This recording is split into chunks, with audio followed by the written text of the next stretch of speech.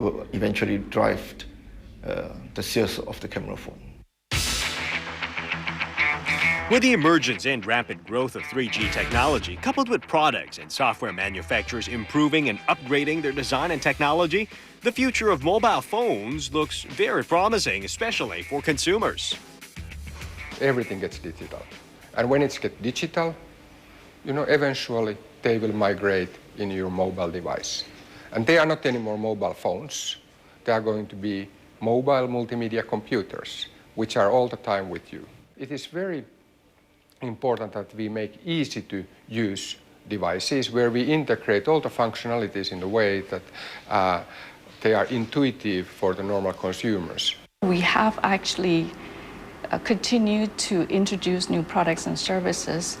We have listened and we also obtain feedback from our customers in terms of what they look for, particularly in the mobile technology area.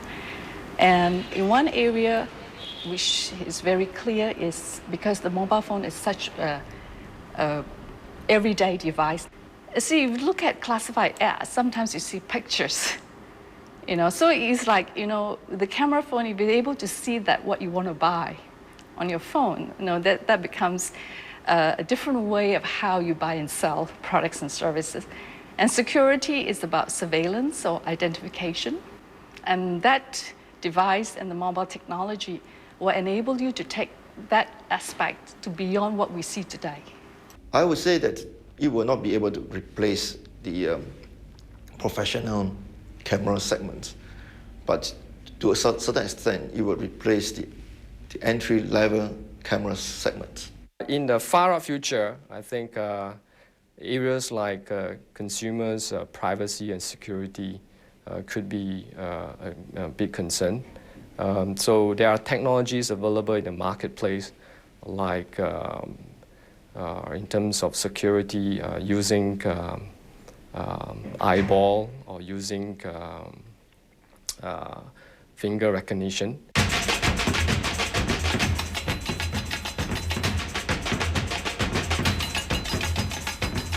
As much as I love the functions and the various things I can do with these camera phones, I think I'm going to leave the filming and the editing to the professionals.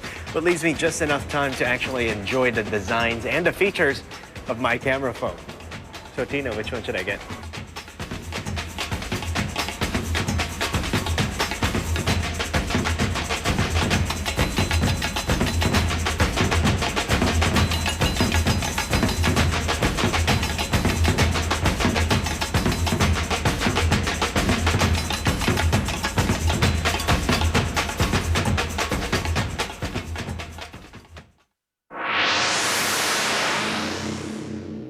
Channel News Asia, a network of MediaCorp News.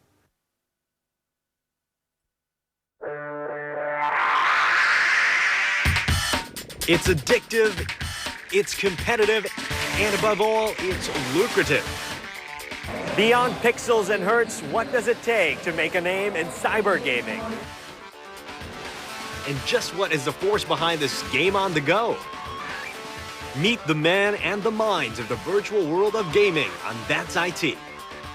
Monday at 8:30 p.m. Talk to me. If you feel the need or when you need to feel it, talk to me. If you feel the need or when you need to feel it, talk to me. Music, the food for the soul. Hello everyone, I'm Timothy Go here on That's IT. When dinosaurs roamed the earth, music was made with rocks, ropes, and sticks. Today, we have computer and high-tech gadgetry, but pretty much the same result. Noise. Let me qualify that as beautiful noise. Music's important because without music, life would be boring. When you drive, you tune into your radio, even when you sleep, some people listen to music. Without music, I don't think life will be as colorful. Everything goes around music. Well, without music, right, I wouldn't be able to keep saying all these years. Speaking of the years, remember the days when the only way you could listen to your favorite tune was on a record player? Does anyone even know how to use one of those today? From the gramophone to the record player, the ghetto blasters, the cassette Walkman, CD players, and the new millennium of music gadgets. Notice how music went portable and smaller over time? Today, music on RMD players, MP3 players, and computers has launched us into a new world of music that has made us free to move to what moves us, anywhere, anytime. Back in 1979, Sony first launched their Walkman, and basically it empowers people to bring music everywhere they go. In the old days, you need to pick the CDs and you carry them with you. With the MP3, wherever you are, you just pick your favorite song and start playing it. So it's a great form of empowerment. Singapore is one of the more advanced markets, has to do with a lot of different factors. It's partly about people being very technologically aware in Singapore, being quite advanced users of many technological items. One of the things that we've done a lot of in recent years is a lot of market research to try and find out what consumers want. One thing we identified very quickly was that people, whether it be mobile users or people in general, just love music. By incorporating MP3 playing capability into our mobile phones gives us the opportunity to reach out to young people as well as the youth segment. We believe that this youth segment, it's an important segment that are embracing the digital music culture very rapidly. Since we all must have our mobiles, it was simply a matter of time that someone caught on to the need to put mobile and music together. And of course, if the orchestra can be cramped into the lidless device, then play on. Of course, there are some sour notes, mainly the intense competition to meet and exceed consumer needs, as well as to capture the buyer's market. Many of the manufacturers from mobile phone manufacturers are coming up with this music proposition. It's going to be a very heated competition. The MP3 market has always been very competitive. Competition is good. It causes us to think and rethink our positioning. Technology leadership in digital products segment is pretty important because it offers consumer not only a present product, but a future products they dream to have. The challenge of making music accessible and making the music players portable has manufacturers always on the lookout and investing in research and development. But beyond getting onto the market, you need to get into the hands of the hip and happening. And that's the hardest part. So the focus has come to include a war of marketing campaigns. Make it hip, eye-catching, and innovative, please. Or it's just not going to grab users and their wallets. And the leading act right now, Apple, no less. Its silhouette campaign has become a worldwide phenomenon. It has consistency from country to country and a strong branding that stays in the minds of consumers. Basically, we try to place our ads in places where we want our customers to see them. So this ranges from outdoor campaigns to TV commercials. Today, with things like mobile music, music is outward, it's expression, it's statement. Today, consumers is a very interesting group of people. You can see, I will call it in short, it's like fashion. Consumer segment, they have different age group, different buying behavior. One thing is consistent. Their taste is constantly changing. Now, to catch up with that kind of behavior, company has to be very innovative. So the marketing strategy is clearly that we will have different products for different consumers because we see that there are quite different needs in different consumer segments.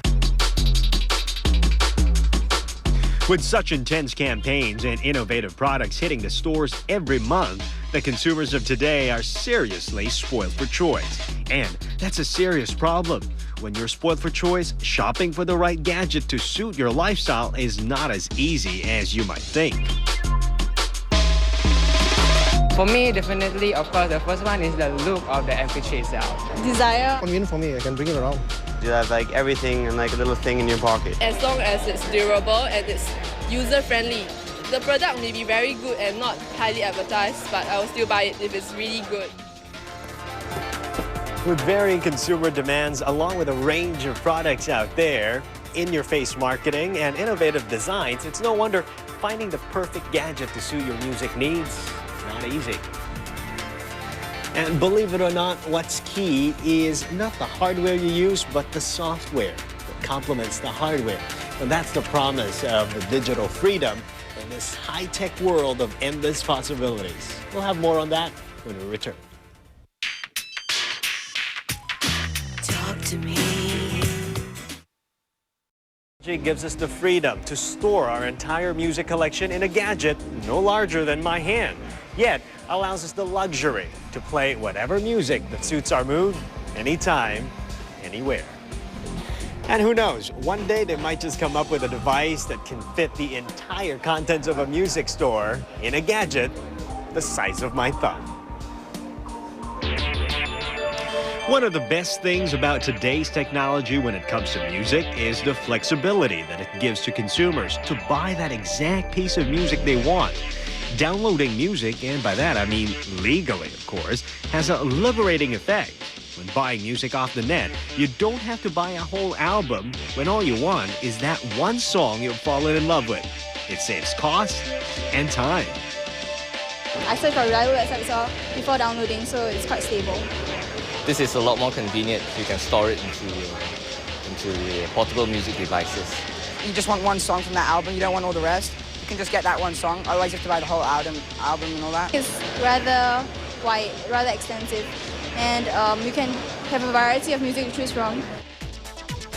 And then there's the source. You can search for pieces which used to be on vinyl or tape, as well as the more mod-like CDs or MDs.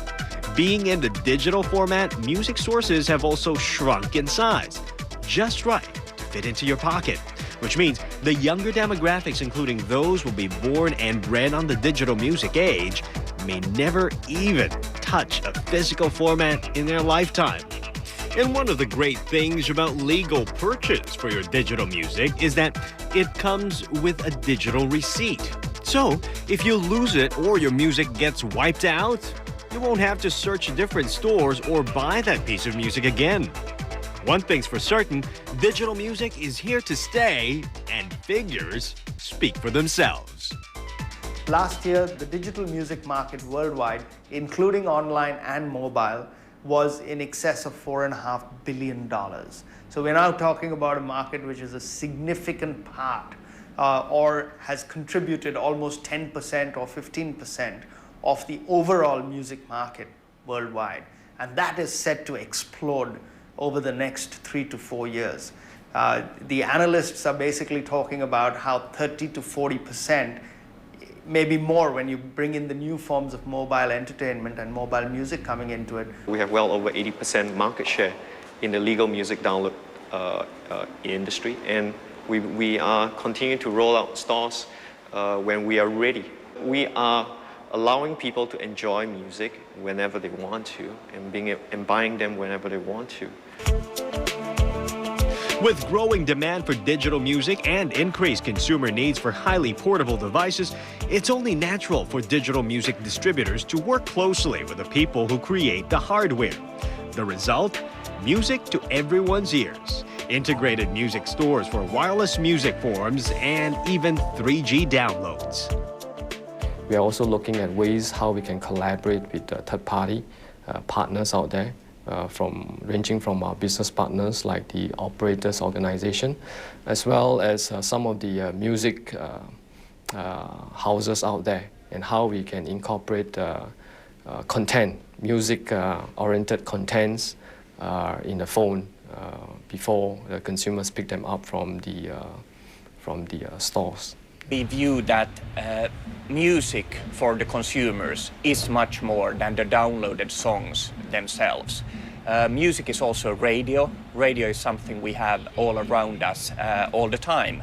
Music proposition in the mobile phone is going to expand, and we will be bringing a lot more in this category in the near future. So this is all about getting to the music. This new form of accessing, purchasing, and using music is converting even the more mature consumers who are previously used to physical formats like CDs and cassettes. But while consumers are very pleased with developments in the market, music labels seem apprehensive of this new sales platform. consumers knowing more about different kinds of music, we are definitely benefiting. But on the other hand, on the business side, on the numbers side, we're not definitely. I mean, you know, for the past few years, sales of music has dropped tremendously everywhere. And that's really a contributing factor, the fact of MP3 players. What you see is really more and more downloads, illegal downloads happening really all around the world. And that's created a major problem with the industry. The industry is going down. And it's been going down for the last 5 years. Piracy. That's going to be a big issue, and if it's not managed properly, that could kill the entire industry.